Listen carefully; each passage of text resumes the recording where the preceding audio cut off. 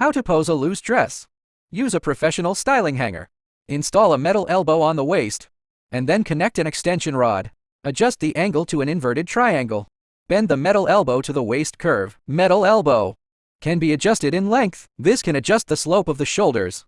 This can adjust the arm lifting range. The collar telescopic rod can adjust the width of the collar. The underarm support rod can stretch the short sleeves. Hollow collar. Here, install the magnet buckle for the chest foam ball. Install 2 foam balls to increase the 3-dimensional effect of the chest. Adjust the collar expansion rod to the right length. Hollowed out collar. Extend the underarm brace to stretch the cuffs. Tuck the sleeves in a little.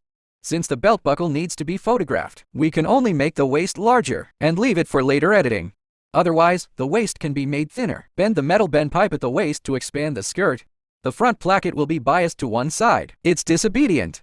Install a telescopic rod on the expansion slot. Put on a silicone tube. Pull the front placket. Fix it with a needle.